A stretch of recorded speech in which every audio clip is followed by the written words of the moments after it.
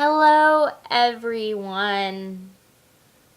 I am very, very sorry that it has been a month since my last video, which is something that I promised I would not do this to anyone, but as it turns out, I suck at keeping self-promises, and, well, I guess that I owe you guys something a little bit more special today than just an episode review.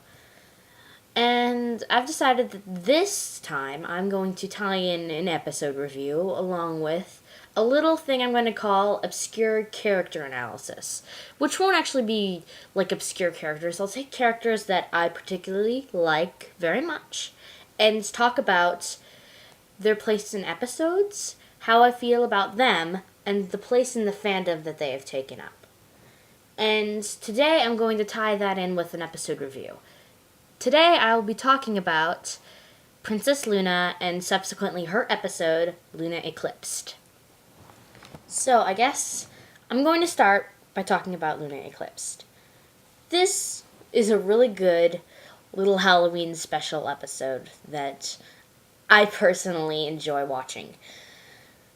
It's interesting that we get to see Princess Luna again after the pilot for the series, because everyone was been expecting her to come back. I mean, you can't just give the ruler of this land, Princess Celestia, a sister who was apparently has this horrible background as being a villain and was banished to the moon for 1,000 years. You can't just give her a sister like that and then have her never come back. 'Cause, I mean, where would that work anywhere? You can't just give someone like Celestia a sister and then have her never come back again. So a lot of people were expecting something like this to happen, and when it finally did, a lot of people were very happy. Luna Eclipsed is a very interesting story talking about how Luna, who has been banished to the moon for 1,000 years, coming back, how she is adjusting to the situation. The fact that 1,000 years ago, things may have been a bit different or a lot different to how they are now in Equestria. It's very interesting to see how she is going to be able to adjust to something that drastic change of time. It's definitely one of the more interesting plot lines I've seen come from this show. Well, I guess we'll have to talk about some of the characters that we meet in this episode. Of course, the first going to be Princess Luna.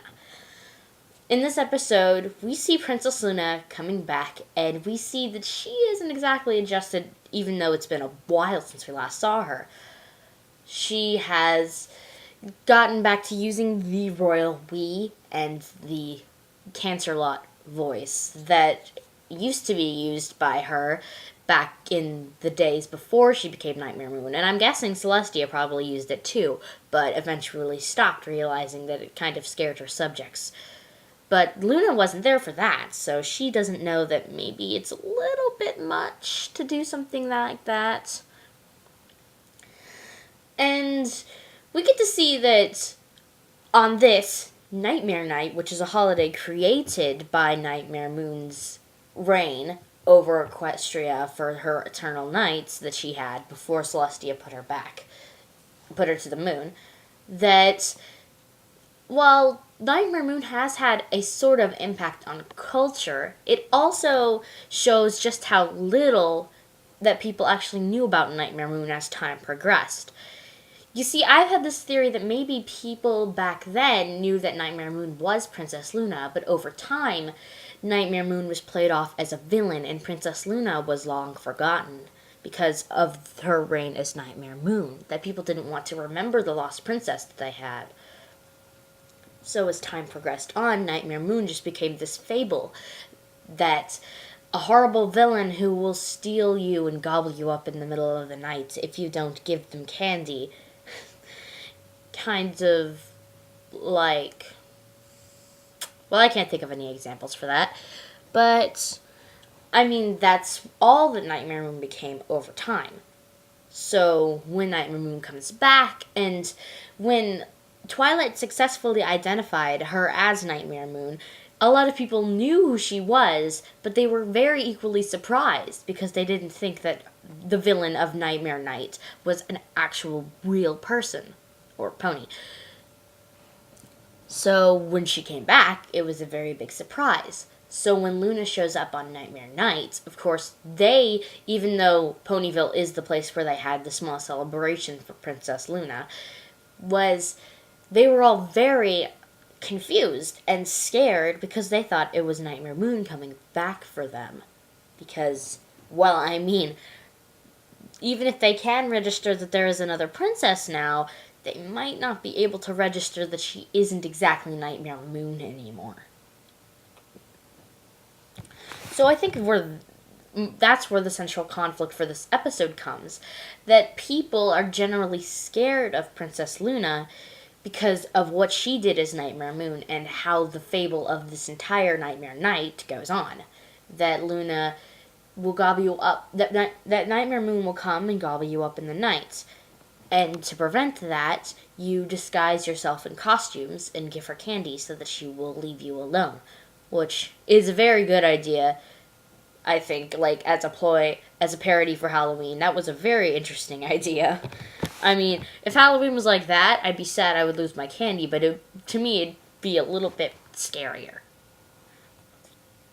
Okay, let's see. Another character I wanted to talk about was, of course, the one side character that everyone thought was the most adorable thing ever, Pipsqueak, and sort of what he brings into this. Because of Pipsqueak, we have that some kids don't start Nightmare Night until a certain age. That, like, all kids don't start doing Nightmare Night until a certain age. Because according to Pip, that was his first Nightmare Night ever.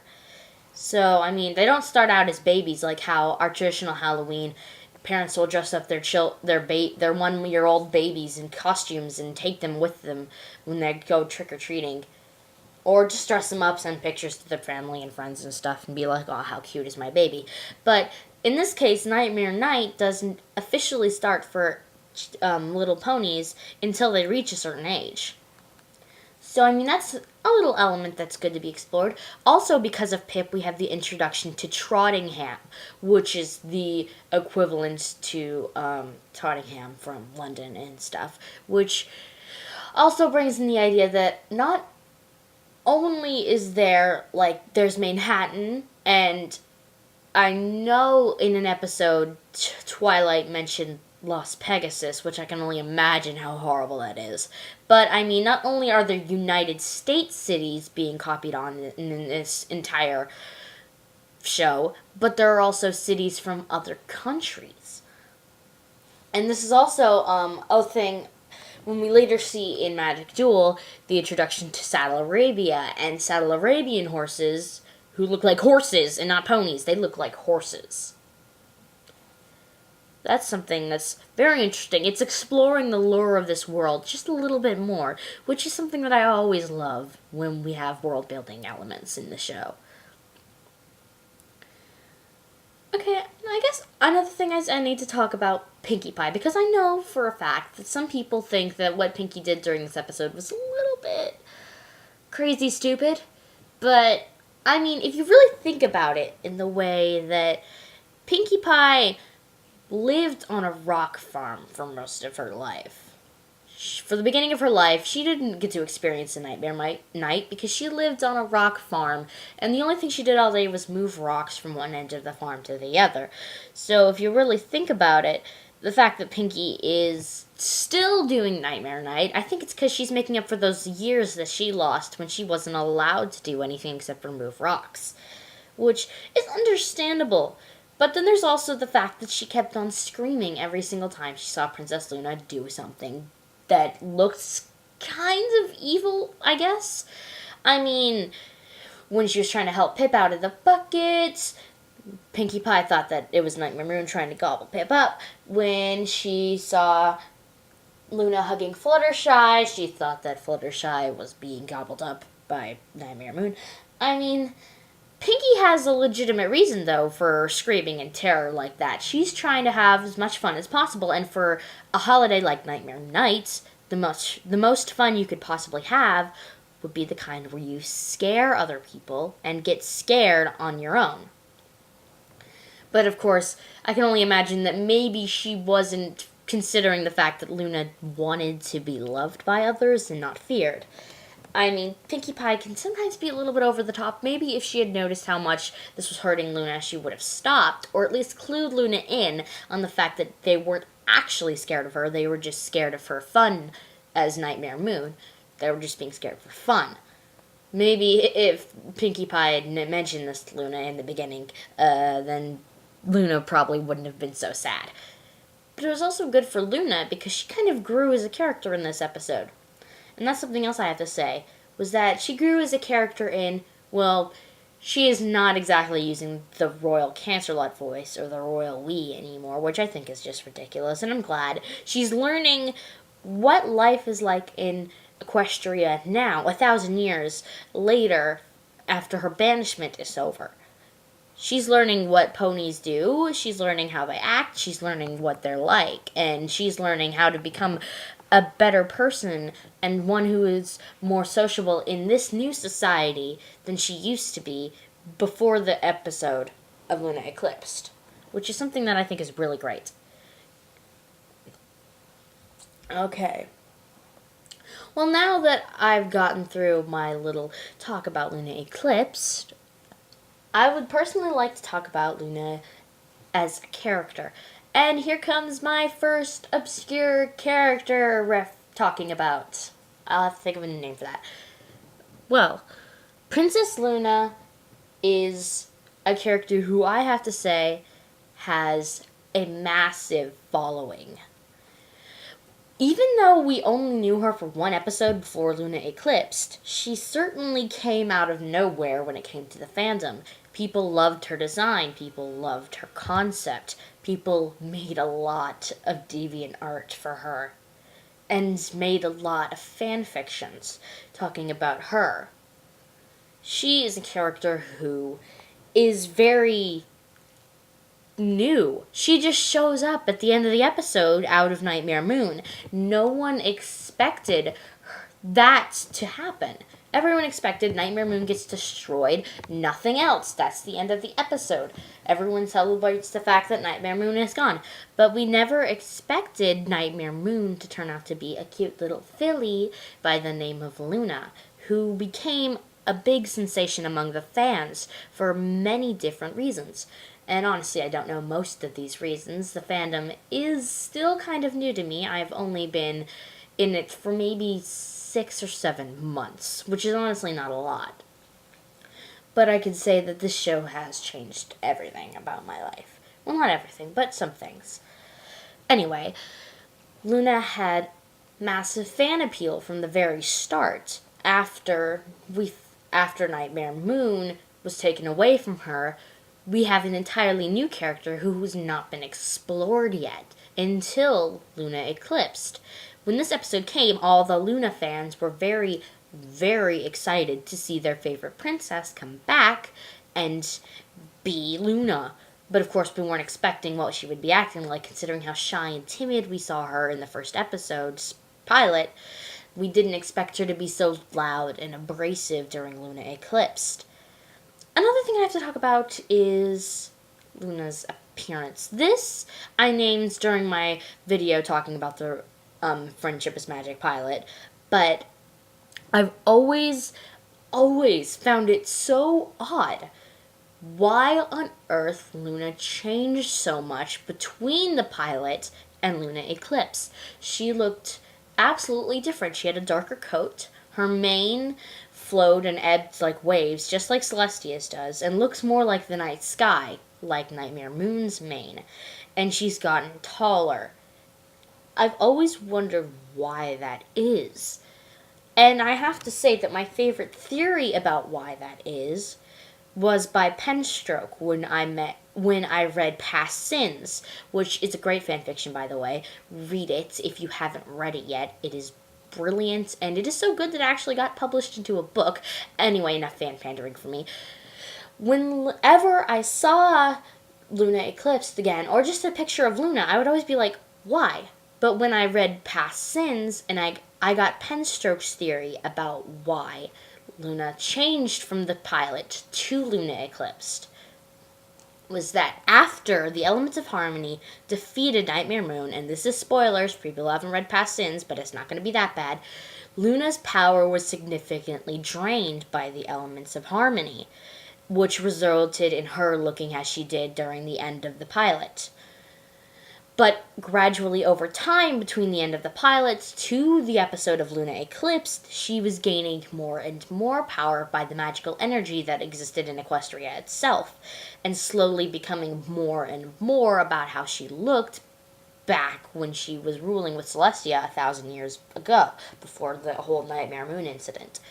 If you really notice that when they show the beginning of the first episode, when they show the entire little storybook big opening, we see that Celestia and Luna look exactly the same height and exactly the same stature, the only difference being Celestia is white with pink hair and Luna is dark blue with light blue hair. I think that maybe back then, Celestia didn't look exactly as she had at this point in time. She was, well, most likely the same height, and I believe that Luna was probably the same height as Celestia. That they were equals, even if Luna was her little sister. Who knows how long they had actually been ruling over Equestria before Nightmare Moon came. So they could have been equal in size and power, even if Celestia might have been the older and Luna the younger. And I believe that also that Celestia wasn't exactly as powerful as she is now than she was 1,000 years ago, which to me explains why her mane was only pink and it wasn't flowy. Perhaps back then, Celestia and Luna both had the same mane that Luna had in the ending of the pilot episode, a normal pony's mane that was Luna's color being that light blue and Celestia's being light pink. And perhaps over the 1,000 years of Celestia ruling over Equestria, she gains more and more power, resulting in the flowing and ebbing that her mane shows today, as well as the multiple colors. And I think that when Nightmare Moon was defeated and Luna came back, the Elements of Harmony drained so much of Nightmare Moon's power that Luna was left with a lot less power than she had back then. But slowly over the time between those two episodes, she gained more power and more and more and more. Although she hasn't gained all of her power back, which would, to me, explains why she's still smaller than Celestia. Well, that's my theory, and subsequently Penstroke's theory, which I think works really well. It makes a lot of sense to me that this would be the case. Well, I guess the last thing I have to say is what Princess Luna as a character means to me. Because that's something that I've always struggled with, was that transition between styles was so messed up for me. It just threw me for a loop. I'm just like, why is she different? I've gotten over that. Reading Past Sins really did help that out with the theory that I had gotten from Penstroke. But Luna as a character, when I first saw her, well, I thought she was adorable. I thought the scene with her and Celestia at the end of the episode was just way too cute. And I was like, oh, sisterly love, reunited back together. It's so cute. And, I don't know how some people feel, but whenever I see that scene, I swear that Celestia is crying just a little bit too. Sometimes people might be thinking, oh no, she's not showing any emotion right there because she's got to be the stoic leader that she is. But no, it looks like that she's about to burst into tears because if you all haven't listened to Lullaby for Her Princess, it is a really great song that I've loved listening to. I've learned all the lyrics for the song. It honestly is a song that Celestia is singing to Luna very recently after she had banished her to the moon, about how sad she is and that this is all her fault, and that she believes that she had just done something to make sure that Luna was safe and secure as the princess of Equestria, that she knew that she was loved by her subjects, that maybe this wouldn't have happened and Nightmare Moon would never have come about.